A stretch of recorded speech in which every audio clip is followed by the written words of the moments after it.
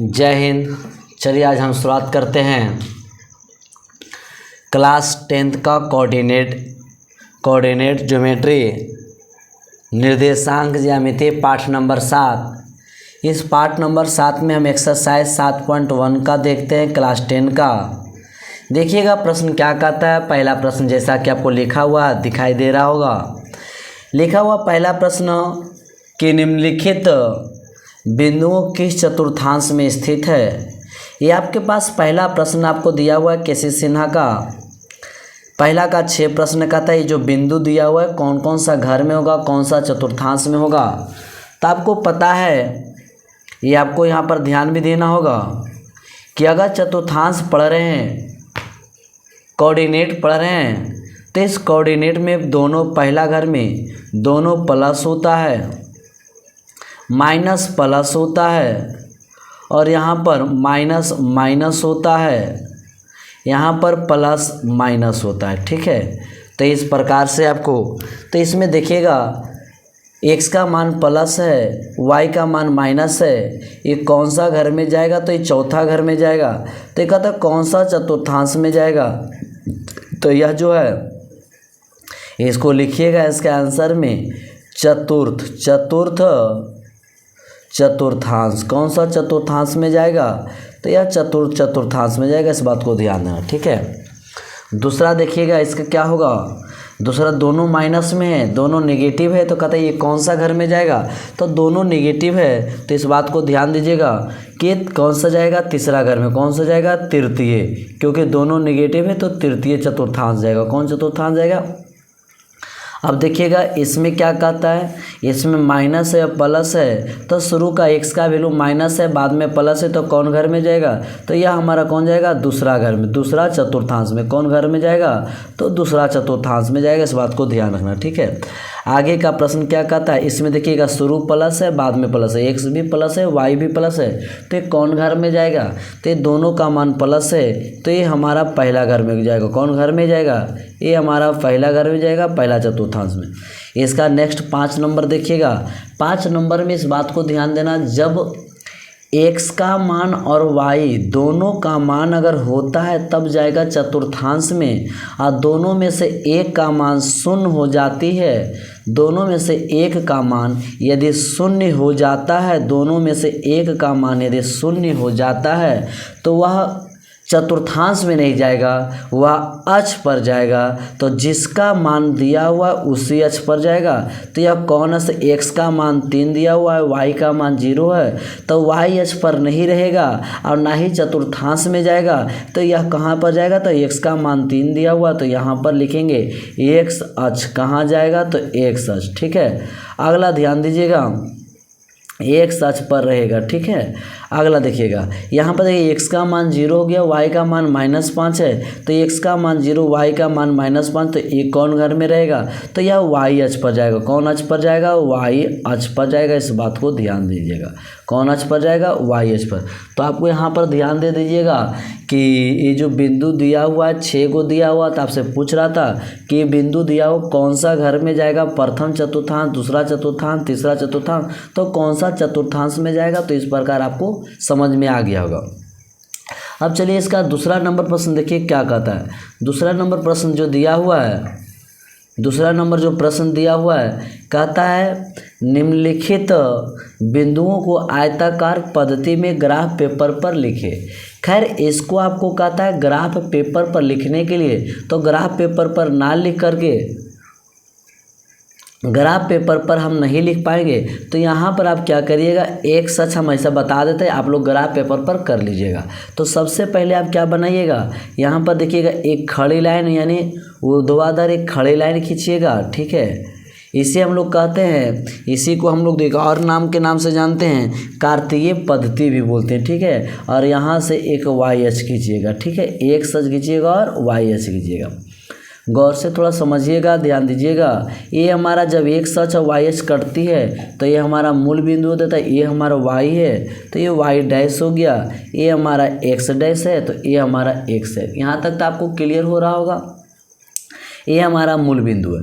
यहाँ पर देखिएगा एक्स की तरफ जाएंगे तो प्लस लगा, ये आपको पता है, 1 है, 2 है, 3 है, 4 है, 5 है, 6 है, 7 है। इस प्रकार से x का मान 7 तरफ गया तो यहाँ पर जाएंगे माइनस में, -1 होगा, -2 होगा, -3 होगा, -4 होगा, -5 होगा, -6 होगा और -7 होगा। इस प्रकार से ऊपर जाइएगा, ऊपर 1 होगा, 2 होगा, 3 होगा, 4 होगा, 5 होगा, 6 होगा और 7 होगा। इस प्रकार से -1 होगा, -2 होगा, -3 होगा, -4 होगा, -5 होगा, -6 होगा और -7 होगा। इस प्रकार से आपको x का मान बना लेंगे, y का मान होने। इसी को कहते हैं हम आयताकार पद्धति, ठीक है। इसी को ग्राफ पेपर पर, तो ग्राफ पेपर पर एक तरफ प्लस का वैल्यू लिखा रहता है तो एक तरफ माइनस का वैल्यू रहता है, ऊपर प्लस का रहता है तो नीचे माइनस का। अब यहाँ पर आपको देखना होगा कि जो बिंदु है कौन घर में जाएगा, इसको हम लोग अंकित करना है। पहला घर, दूसरा घर, तीसरा घर, चौथा घर। तो यहाँ पर ध्यान दीजिएगा, इसमें देखिएगा x का मान 4 है, y का मान 5 है। इसमें देखिएगा शुरू जो होता है x का मान होता है, बाद में होता है y का मान। तो x का मान 4 दिया हुआ, y का मान 5 है, तो ये 4 और 5 जो है ये दोनों प्लस है तो पहला घर में जाएगा। पहला बात हो गया कि दोनों प्लस है तो पहला घर में जाएगा। तो x का मान हम यहाँ पर देखो 4 ले लेते हैं, y का मान 5 लेते हैं। तो इसको ये हमारा ये ध्यान रखना, ये कौन घर में जाएगा इस बात को ध्यान रखना, ये हमारा पहला घर में जाएगा। तो ये हमारा घर में, तो x का मान 4 है, इसको आगे बढ़ाइएगा। डॉट लाइन से ग्राफ पेपर पर बना रहता है लेकिन आप लोग बनाइएगा। और y का मान 5 है, यहाँ पर जहाँ पर दोनों मिलेगी, जहाँ पर दोनों मिलेगा उसी को हम लोग बिंदु का मान रख लेते हैं, वही हमारा 4,5 कहलाता है। फिर से जब भी आपको ग्राफ पेपर पर बिंदु दर्शाना हो तो खड़ी लाइन और पड़ी लाइन बनाइएगा। 0 से लेकर 1 2 3 4 खींचिएगा प्लस के तरफ तो माइनस हो जाएगा, ऊपर प्लस होगा तो नीचे माइनस होगा। और जो बिंदु को आपको दर्शाना उस बिंदु में x का मान y का मान देख लेना, वहाँ पर दर्शा देना। एक और देख लेते हैं, यहाँ पर देखिएगा ये जो हमारा तीसरा घर में जाएगा, क्योंकि दोनों का मान निगेटिव है तो तीसरा घर में जाएगा। अब तीसरा घर में जाएगा तो इस बात को ध्यान रखना कि हमारा इस घर में तो x का मान -2 है, x का मान देखो a -2 है, y का मान क्या है -7 है। इस बात को तो देखो जा रहे हैं ऐसे आगे बढ़ते जाइए। y का मान देखो 7 है, y का मान -7 है, x का मान 2 है। तो जहाँ पर कट गया ये आगे बढ़ाएंगे, यहाँ पर कट गया, यही बिंदु हमारा क्या कहलाएगा -2, -7। इस प्रकार से इसी को कहता है आयताकार, ठीक है। ये ग्राफ पेपर इसी को बोलते हैं, कार्तीय पद्धति इसी पर भी बोलते हैं आप लोग। अगला देखिएगा, इसमें क्या कहता है, x का मान 6 है, y का मान -2 है। तो जैसा कि हम बता चुके हैं कि इसमें जो इसका किस में रखा जाएगा, तो ये हमारा चौथा घर में जाएगा। अब चौथा घर में x का वैल्यू 6, y का वैल्यू -2, तो इस घर में, अब इस घर में x का वैल्यू 6 है तो इस तरह से आगे बढ़ेगा। x का वैल्यू 6 है, y का वैल्यू -2 है, तो आगे बढ़ाएंगे। बढ़ाने पर इस तरह से देखिएगा, जहाँ पर कट गया वही हमारा माइनस क्या हो गया, ये 6, -2 यही बिंदु हो गया। तो अभी तक हमने 3 बिंदु खोज चुके हैं। चौथा बिंदु क्या कहता है, x का वैल्यू -2 है, y का वैल्यू 2 है, x का वैल्यू -4 है, ये हमारा दूसरा घर में जाएगा। तो x का वैल्यू -4 है, इसको आगे बढ़ाएंगे, इसको आगे बढ़ाया जाएगा। y का वैल्यू देखो ये 2 है तो y का वैल्यू हमारा 2 हो गया, x का वैल्यू 4 हो गया, यहाँ पर मिल गया। और यही बिंदु हमारा क्या कहलाया -4,2। तो इस प्रकार से आपको और बाकी है 2 को बच रहा है, 5 और 6। अब थोड़ा सा ध्यान दीजिएगा, हम अभी जस्ट बताए हैं कि जब दोनों का मान दिया रहेगा तो वह घर में जाएगा, लेकिन दोनों में से एक का मान अगर 0 हो जाएगा तो घर में नहीं जाएगा, अक्ष पर जाएगा। तो x का मान कितना है, -4 है, y का मान 0 है, तो यह हमारा घर में नहीं रहेगा, अक्ष पर रहेगा। तो x का मान जो 4 है, x का मान देखिएगा 4 है तो हम यहाँ पर आएगा। y का मान 0 है, इसको हम कहीं नहीं ले जाएंगे तो यहाँ पर बैठा देंगे। तो एक बिंदु का मान मिला 4,0। इस प्रकार से इसका आंसर हो गया। ठीक है। अगला देखिएगा क्या लिखा हुआ है। अगला हमारा भी कौन, ये घर में नहीं है, होगा अक्ष पर होगा, क्योंकि x का मान 0 है, y का मान 3 है, तो x का मान 0 है, y का मान 3 है। ऊपर हम जाएंगे x 0 y 3, तो यहाँ पर थोड़ा ध्यान दीजिएगा। x का मान क्या कहलाया, x का मान 0 कहलाया, y का मान 3 कहलाया। इस प्रकार से इसका आंसर हो गया। तो आपको समझ में आ गया होगा।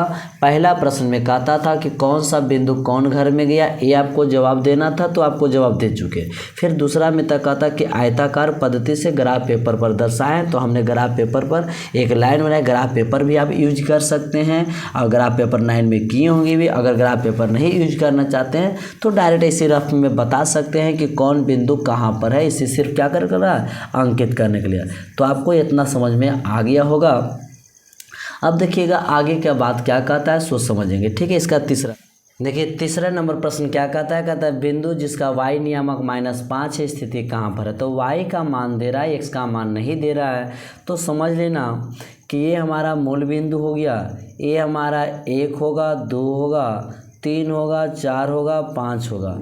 यहाँ पर जाएंगे तो -1 होगा, -2 होगा, -3 होगा, -4 होगा, आगे बढ़ते जाएगा। ऊपर हमारा 1 होगा, 2 होगा, 3 होगा, 4 होगा और 5 होगा।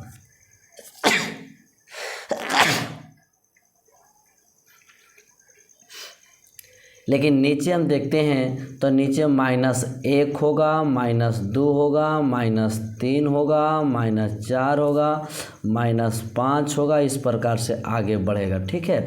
तो कहता है इसका कौन होगा, इस बात को ध्यान दीजिएगा।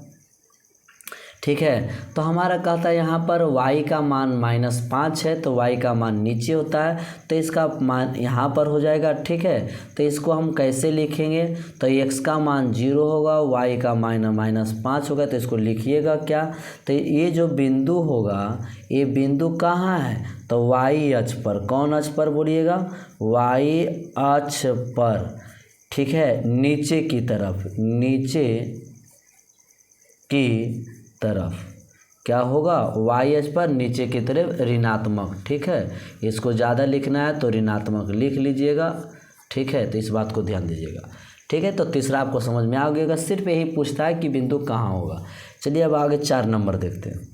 देखिएगा 4 नंबर प्रश्न क्या कहता है। 4 नंबर प्रश्न कहता है किसी आयत के 3 शीर्ष दिया हुआ है, तो कहता है इसका चौथा शीर्ष निकालना है। ठीक है। तो किसी आयत के 3 शीर्ष दिया हुआ है, चौथा शीर्ष निकालना है। सबसे पहले क्या लिखेंगे, एक मान लिया जाए आयत है, एक आयत को हम ले लेते हैं। ठीक है। इसका 3 शीर्ष आपको दिया हुआ है। पहला शीर्ष का मान कितना दिया हुआ है, -2,0 है। दूसरा शीर्ष का 2,0 है, और तीसरा शीर्ष का मान 2,1 है। तो कहता है चौथा शीर्ष क्या होगा, ये A है, B है, और ये C है, और ये D है। तो कहता है -2,0 है, फिर 2,0 है, 2,1 है, तो D का मान चौथा शीर्ष का मान कहता है क्या होगा। तो इसको हम मान लेते हैं x, y। ठीक है। x, y मान लेते हैं। अब चौथा शीर्ष हम निकालने का प्रयास करते हैं। ठीक है। तो इसको इससे मिला दिया जाएगा, इससे इसको मिला दिया जाएगा।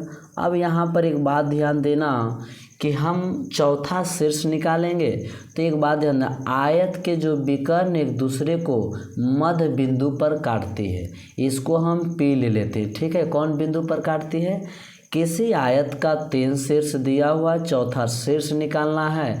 तो आपको पता होता है कि आयत का जो विकर्ण है एक दूसरे को मध्य बिंदु पर काटती है बराबर भाव। जितना ई होगा, ये जो P है AC का भी मध्य बिंदु है और DB का भी मध्य बिंदु है। तो दोनों का मध्य बिंदु एक ही है, तो एक तरफ इधर से चलना, एक तरफ मध्य बिंदु इधर से चलना, वहाँ से आपको XY का मान निकल जाएगा। तो सबसे पहले लिखेंगे कि चूँकि लिखेंगे AC तथा BD का मध्य बिंदु है। ठीक है, किसका है? तो ए सी और बी डी का कैसा बिंदु है? तो मध्य बिंदु। ठीक है, यहाँ तक बातें क्लियर हो रहा है। अब देखिएगा मध्य बिंदु जब है तो हम एक बार ए सी के हिसाब से निकाल लेते हैं पी का मान। देखिएगा लिखते हैं पी मध्य बिंदु, यानी पी का निर्देशांक निकालते हैं। ठीक है, तो x1 x2 के हिसाब से निकाल लो, -2 + 2/2, फिर y1 y2 के हिसाब से निकालो 1 + 2, इसको निकालिएगा तो ये क्या होगा? 0/2, ये ख़त्म हो जाएगा 1/2, तो ये पी का। फिर तथा इससे निकालते हैं अब रे बी डी से, बी और डी से, किससे निकालते हैं? बी डी से। ठीक है, तो बी डी से भी पी का मध्य बिंदु, बी डी का मध्य बिंदु क्या हो गया? ये तो लिख ही लेते हैं, मध्य बिंदु है, मध्य बिंदु पी है। ठीक है, तो बी डी का मध्य बिंदु, किसका मध्य बिंदु? बी डी का मध्य बिंदु पी है, तो यहाँ से भी पी निकाल लेते हैं। तो x1 x1 + x2 का मान 2/2, उसके बाद y1 और y2 0/2 हो गया। तो ये क्या हो गया? इसको हमें लिख सकते हैं x + 2/2, y/2। तो ये भी आपको p का मान निकला, ये भी आपको p का मान निकला। और दोनों स्थिति में मध्य बिंदु है, तो यहाँ दोनों से क्या करेंगे? ये भी p का मान निकला है, ये भी p का मान निकला। AC का मध्य बिंदु भी p है, AC का भी मध्य बिंदु p है, BD का भी मध्य बिंदु p है। तो दोनों बराबर हो जाएगा, A वाला आदमी और A वाला आदमी दोनों क्या कर देंगे? बराबर कर देंगे। तो यहाँ देखिएगा दोनों लिखेंगे अब। ठीक है, यहाँ से पहले लिख लीजिएगा, देखिएगा लिखेंगे अब। ठीक है, अब क्या करिएगा? तो दोनों बराबर कर दीजिए, तो यहाँ हो गया, इसको मान 0 हो जाएगा, 0 1/2 हो गया। यहाँ क्या करिएगा? x + 2/2 और कॉमा y/2 बराबर का, तो इसके बराबर इसके बराबर, तो ये 0 किसके बराबर हो गया? x + 2/2, ये उधर चला जाएगा। ठीक है, आप ध्यान दीजिएगा, ये उधर चल जाएगा तो 0 बराबर x + 2, तो x बराबर कितना आ जाएगा? -2। तो यहाँ से आपको किसका मान निकल गया? इसका है। फिर पुनः चलेंगे, पुनः किससे चलेंगे सो बताइएगा। अब 1/2 किसके बराबर? y निर्देशांक है, तो y/2, 2 से 2 कट गया तो y बराबर कितना आ गया? 1 आ गया। तो इस प्रकार से बताइएगा जो हमारा बिंदु निकालना था p का मान x, y है, तो x का मान आपको कितना निकला? x का मान निकला -2, y का मान निकला 1। आंसर इस प्रकार आ चुका है। ठीक है, तो आपको समझ में आ गया होगा कि किसी भी यहाँ पर प्रश्न को फिर देखिए, किसी भी आयत के 3 शीर्ष दिया हुआ है, चौथा शीर्ष निकालना। तो चौथा शीर्ष निकालने के लिए विकर्ण एक दूसरे को मिलाएं तो P बिंदु पर कटता है, जो मध्य बिंदु का काम करता है। तो P का निर्देशांक AC के हिसाब से भी और BD के हिसाब से निकालेंगे, दोनों को बराबर कर देंगे। दोनों को जब बराबर कर देंगे तो वहाँ से भी x के बराबर, y निर्देशांक के बराबर, तो यहाँ से आपको मान निकल गया, x और y के निकल गया। तो आपका चौथा तक समाप्त हो गया। आगे देखते हैं क्या होगा। देखिएगा 5 नंबर प्रश्न क्या कहता है। 5 नंबर प्रश्न कहता है त्रिभुज जिसके शीर्ष दिया हुआ है, सिर्फ आपको उसको अंकित करना है। ठीक है, ये तीनों आपको दिया हुआ है, इसको अंकित करिएगा। सबसे पहले आपको करना क्या होगा सो ध्यान दीजिएगा। सबसे पहले आपको एक खींचिएगा, x अक्ष और y अक्ष खींचिएगा, इसके बाद आपको अंकित कर देना है। ठीक है, इस प्रकार से ये खींच लिए। ठीक है, चलो ये हमारा x डैश हो गया, x हो गया, उसके बाद y डैश हो गया और y हो गया। ये हमारा आपका मूल बिंदु हो गया। ये हमारा 1 है, 2 है, 3 है, 4 है, इधर -1 है, -2 है, -3 है, -4 है, 1 है, 2 है, 3 है और 4 है।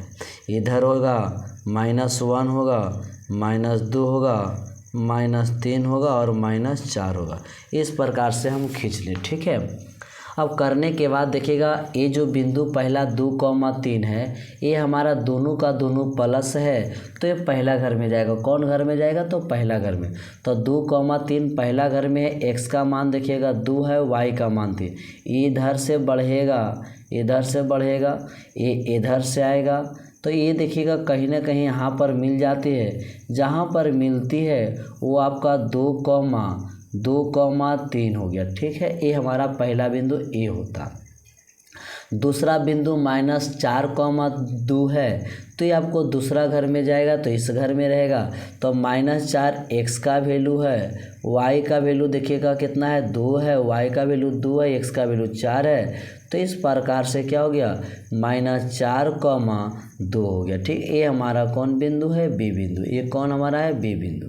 चलिएगा अब तीसरा देख लेते हैं। तीसरा बिंदु क्या है? -3,1। ये चौथा घर में जाएगा, क्योंकि इसमें प्लस शुरू, x का मान प्लस है, y का मान माइनस है। इस बात को पता कर रखना है कि अब चौथा घर में जाए। चौथा घर में तो x का वैल्यू -3 हो जाएगा, y का वैल्यू -1 है। देखिएगा ये मिला देते हैं, ठीक है। ये आपको मिला दिया जाए तो यहाँ पर देखिएगा मिल गया। यहाँ पर मिला तो ये बिंदु का काम कौन करके 3, -1 कहलाया, ठीक है। 3, -1 कहलाया।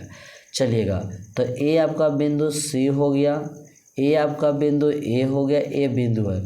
ये तीनों बिंदु को मिलाने पर जो त्रिभुज बनता है इसी को हमको अंकित करना है। तो त्रिभुज हम मिला देते हैं, देखिएगा आप स्केल से मिला दीजिएगा। ये आपका जो त्रिभुज बना यही त्रिभुज, ये कौन त्रिभुज है? थोड़ा सा देखिए दूसरा रंग से मिला देते हैं। ये आपका देखिएगा ये त्रिभुज बना, ये त्रिभुज बना, ठीक है। ये तीनों को मिलाने पर जो त्रिभुज का निर्माण हुआ यही हमारा अंकित करने कहता है। तो सबसे पहले ध्यान देना कि पहला बिंदु, दूसरा बिंदु, ये तीसरा बिंदु। पहला बिंदु पहला घर में जाएगा, दूसरा बिंदु दूसरा घर में, तीसरा बिंदु चौथा घर में। और जहाँ पर मिलेगा तीनों को मिला दीजिएगा तो जो बना वही हमारा क्या बन गया? ये त्रिभुज का काम किया। तो यही आपको कहता है त्रिभुज का शीर्ष दिया हुआ है, इसको सिर्फ क्या करना है? अंकित करना है। तो इस बात को आपको पता चल गया होगा, ठीक है। अब 5 के बाद देखते हैं 6 नंबर। चलिए 6 नंबर प्रश्न देख लेते हैं। 6 नंबर प्रश्न क्या कहता है? 6 नंबर जो प्रश्न है,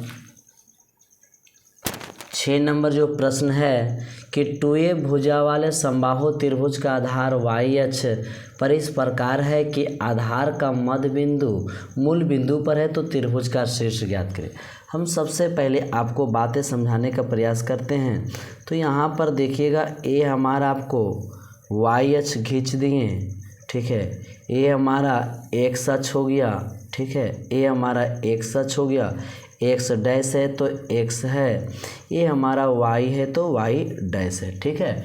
x है तो x अक्ष है, y है तो y डैश है। ये हमारा कौन बिंदु हो गया? मूल बिंदु। अब देखिए 2a भुजा वाले समबाहु त्रिभुज का आधार किसका? तो 2a भुजा वाले समबाहु त्रिभुज का आधार y अक्ष पर इस प्रकार है कि आधार का जो बिंदु, मान लीजिए हमारा यहाँ से लेकर यहाँ तक, ठीक है, यहाँ से लेकर यहाँ तक जो है हमारा कौन है? ये हमारा आधार है। तो आधार है, इसका मध्य जो बिंदु है वो मूल बिंदु का काम कर रहा है। तो ए हमारा मान लिया जाए बी हो गया, ए हमारा सी हो गया, ए हमारा आधार हो गया। इसको हम ए लेते, ए भी हमारा ए हो गया। क्योंकि इसका भुजा जो समबाहु त्रिभुज का वो 2a होना चाहिए। तो ए से यहाँ तक आएंगे तो 2a हो गया, ए हमारा मध्य बिंदु, इसलिए आधा आधा लिख दिए। अब इसको क्या करेंगे? तो इसको हम यहाँ से यहाँ पर मिला देंगे। तो देखिएगा अब हम इसको मिलाते, ठीक है। ए समबाहु त्रिभुज होना चाहिए, ए हमारा समबाहु त्रिभुज होना, तो सभी भुज आपस में क्या होता है? बराबर होता है। क्या होता है? बराबर होता है। तो ए हमारा ए कहलाया, बी कहलाया, सी कहलाया। तो ये जब त्रिभुज बना तो इस त्रिभुज का शीर्ष निकालना है। क्या निकालना है? शीर्ष निकालना है। कहता है 2a भुजा वाले समबाहु त्रिभुज का आधार YH के मध्य बिंदु इस प्रकार है, मध्य बिंदु होना चाहिए। तो त्रिभुज का शीर्ष है, त्रिभुज का 3 शीर्ष है तो निकालना। तो अब देखिएगा ये जो हम ए निकाल रहे हैं ये कौन अक्ष पर है, ये जो हमारा है ये हमारा है YH पर है। तो x का मान 0 होगा, y का मान कितना हो जाएगा, y का मान -a होगा। ठीक है, a हमारा YH पर है तो x का मान 0 होगा, y का मान क्या है a होगा। जितना ही गया वही उसका मान कहलाया, इधर जितना आया वही इसका नेगेटिव होगा तो नेगेटिव हो। अब रही ये बात, तो 2 शीर्ष तो निकल गया, ए शीर्ष कैसे निकलेगा, तो ये समबाहु त्रिभुज का ऊंचाई है। क्या है, समबाहु त्रिभुज का ऊंचाई है। तो जो ऊंचाई होगा वही इसका मान होगा। तो समबाहु त्रिभुज का ऊंचाई का सूत्र आपको पता होगा। यहाँ पर देखिएगा समबाहु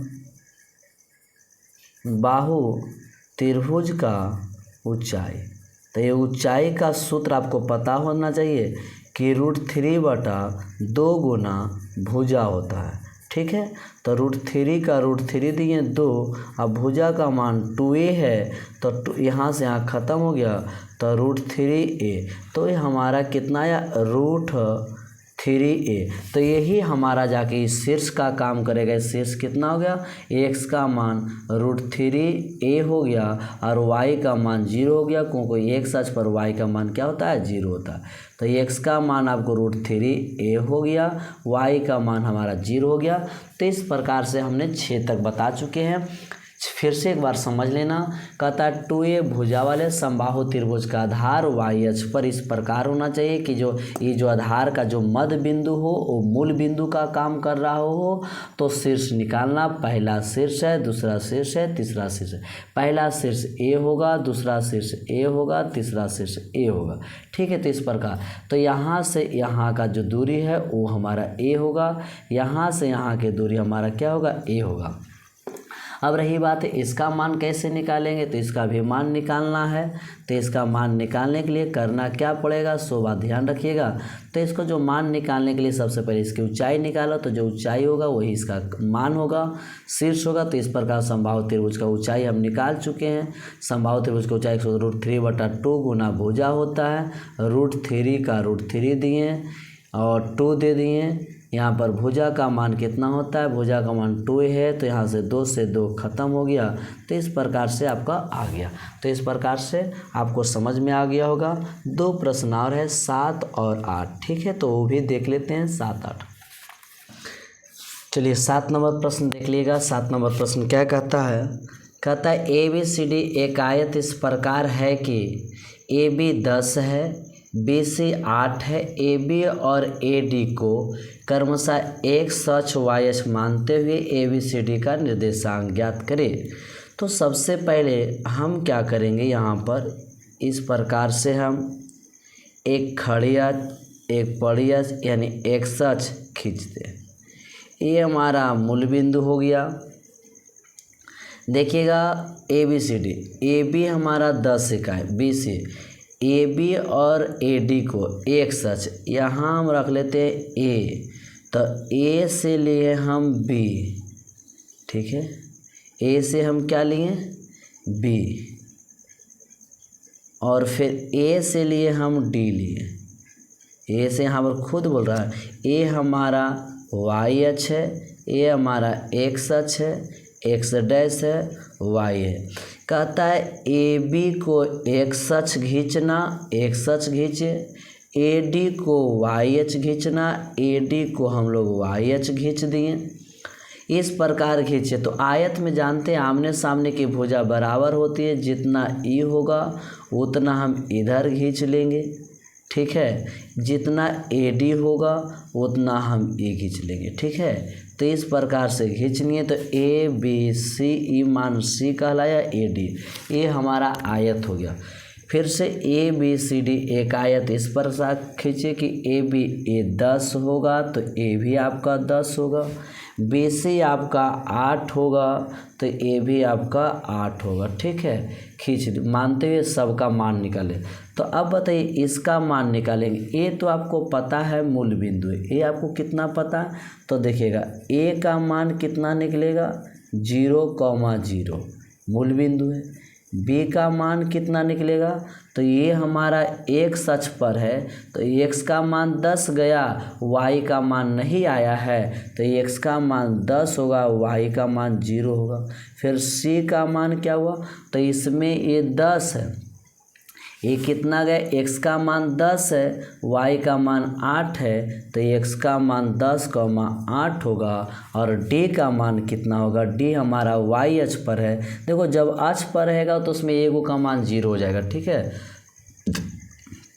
तो ये कितना होगा, तो ये हमारा हो जाएगा डी का जो मान है, एक्स का मान इसमें 0 होगा और वाई का मान कितना होगा, 8 होगा। इस प्रकार से हमारा प्रश्न ज़्यादा था लेकिन इसमें कुछ नहीं था, सिर्फ एक आयत बनाइए और सबका मान निकालिए, तो चारों का मान आपका निकल चुका है, ठीक है। चलिए एक लास्ट बच रहा है 8 नंबर। देखिए 8 नंबर प्रश्न क्या कहता है, 8 नंबर प्रश्न कहता है 20 इकाई भुजा वाला एक वर्ग खींचिए ABCD। वर्ग का जो केंद्र होगा वो मूल बिंदु होगा। सबसे पहले यहाँ पर एक आपको एक्स अक्ष वाई अक्ष खींचना होगा, सेम प्रश्न है। एक्स अक्ष वाई अक्ष खींच दिए, ये हमारा एक वर्ग खींचते हैं जिसकी भुजा कितना होना चाहिए, 20 होना चाहिए। और इसका मूल बिंदु, इसका जो देखो एक वर्ग हो गया, ए हो गया, बी हो गया, सी हो गया और डी हो गया। वर्ग का जो केंद्र होगा मूल बिंदु होगा, एक्स अक्ष को क्रमशः ए बी, हम ए हमारा हो गया ए बी ले लेते हैं, ठीक है। और ए डी को वाई अक्ष मान लेते, बहुत अच्छा मान लिए, ठीक है। इस तरह से खींच दी। इसका भुजा कितना है, 20 है, तो ये 10 है, तो ये 10 है, ये भी 10 है, 10 है, 10 है, 10 है, ये 10 10 हो गया, तो 20 हो गया। अब सबका मान निकालना, देखिए इसका मान निकालते हैं, ठीक है। तो अब चलिएगा ए का मान निकालते। ए हमारा तीसरा घर में, तो इधर से भी 10 इधर से भी 10 आएगा, तो तीसरा घर में दोनों का मान माइनस होता है, -10, ठीक है। बी का मान निकालिएगा, तो बी का मान क्या होगा, इसमें एक्स का मान प्लस होता है, वाई का मान माइनस होता है, तो एक्स का मान +10 हो जाएगा, वाई का मान क्या होगा, -10 होगा। सी का मान क्या होगा, इस दोनों प्लस होगा, 10,10 होगा। डी का मान क्या होगा, तो माइनस प्लस होगा, एक्स का वैल्यू माइनस होगा, वाई का वैल्यू प्लस होगा। इस प्रकार से इसका मान निकल चुका है, ठीक है। तो ज़्यादा कुछ नहीं था, सिर्फ इसमें फिगर वगैरह समझना था। लेकिन इससे एक नंबर पूछते, जो पहला नंबर प्रश्न था, पहला प्रश्न था कि बिंदु कौन घर में जाएगा, क्या होगा इसका, इस बात को ध्यान में रखते हुए एक्सरसाइज 7.1 में 1 से लेकर 8 तक हिसाब था, समाप्त हो गया। एक बार आप लोग रिवीजन जरूर कर लीजिएगा। अब वीडियो को अंत तक बिना स्किप किए हुए देखिएगा, समझ में आपको आ जाएगा। नहीं समझ में आएगा तो कमेंट करिएगा, फिर दोबारा हम बताएंगे, ठीक है। और इस वीडियो को मेरे चैनल पर अगर नहीं है तो सब्सक्राइब कर दीजिए, लाइव शेयर ज़रूर करते रहें, ताकि आपको समय समय पर इसका वीडियो का नोटिफिकेशन मिलता रहे। और कल हम बात करेंगे एक्सरसाइज 7.2 दूरी सूत्र से, ठीक है। आज हम यहीं तक रखते हैं, कल फिर बात करेंगे।